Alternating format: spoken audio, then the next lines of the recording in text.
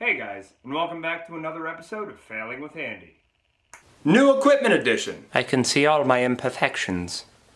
Today, we're making chili. For today's meal, we're gonna need white onion, garlic, kidney beans, tomato puree, jalapenos, dried chilies, chipotles, 1.5 pounds of short rib, 1.5 pounds of flank steak, and a beer.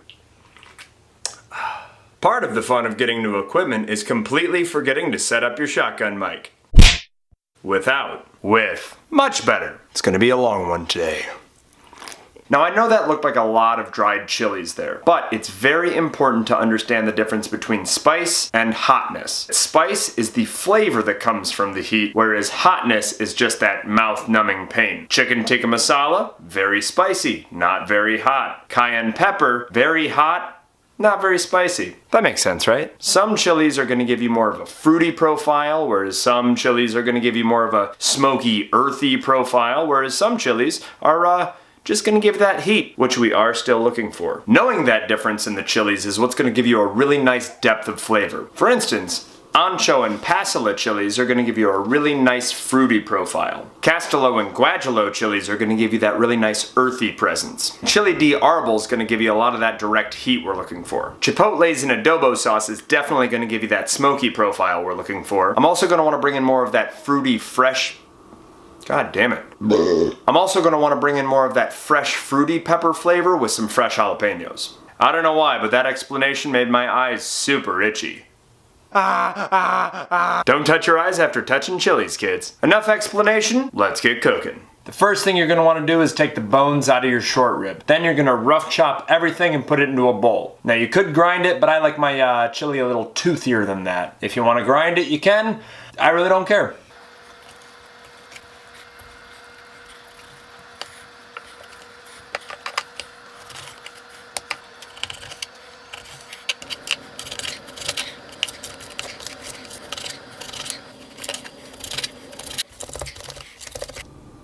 Now it's time to prep your dried chilies. Two things you're going to want to do here. Remove the seeds and cut them into little pieces. You want to remove the seeds because that's where most of the heat comes from. So these ones you're not looking to get heat from, the seeds are of no use to you. Two, you're going to want to cut these into little strips so that they're easier to deal with.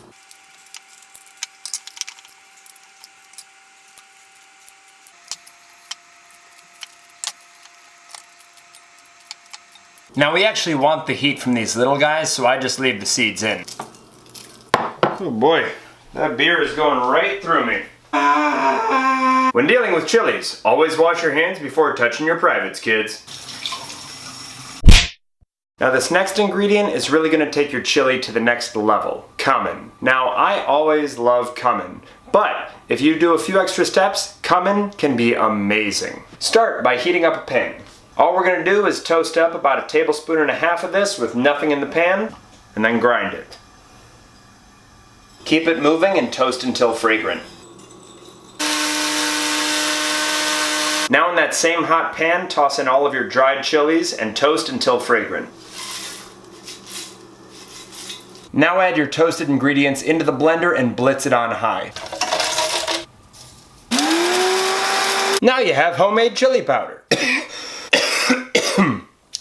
It's finally time to start cooking. The first thing you're going to want to do is sear your meat. You're not going to want to overcook it, but you just want to get a little brown bits on the edge. That's going to create a lot of flavor. To properly sear this meat, we're going to want to do it in batches so that we don't overcrowd the pan. There's no need for excess oil because there's plenty of fat in this meat. You're actually going to want to get rid of any excess oil between batches.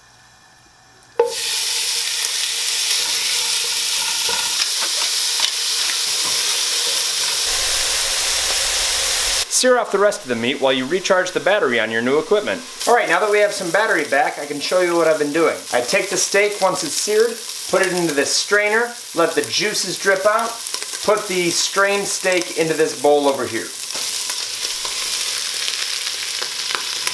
Now that all of your meat is seared up, it's time to deal with the bones. Take these and toss them into the same pot and let them sear for a little while. After those bones have cooked for a little bit, toss in that diced onion.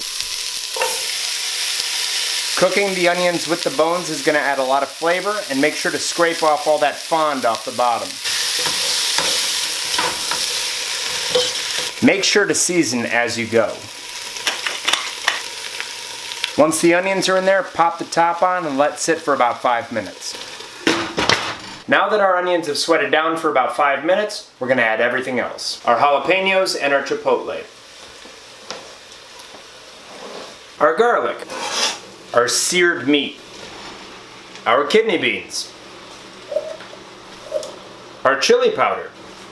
If it doesn't all come out, add a little beer. And your tomato puree. Mix it all together and let simmer for about 30 minutes. Alright guys, so the main point of leaving the chili in the pot was so that it would get nice and hot. Then we're going to move it over to the crock pot. If you eat it right now, it will be good, but if you let it sit overnight, it's going to taste a lot better. I highly recommend leaving it on low to high heat for at least 8 to 12 hours. Trust me, you'll thank me. Oh, good. Or eat it now. It's really good. Well, there you have it, guys. Now you know how to make an amazing chili and, bonus, how to make your own chili powder. Thanks so much for stopping by. We'll see you next time.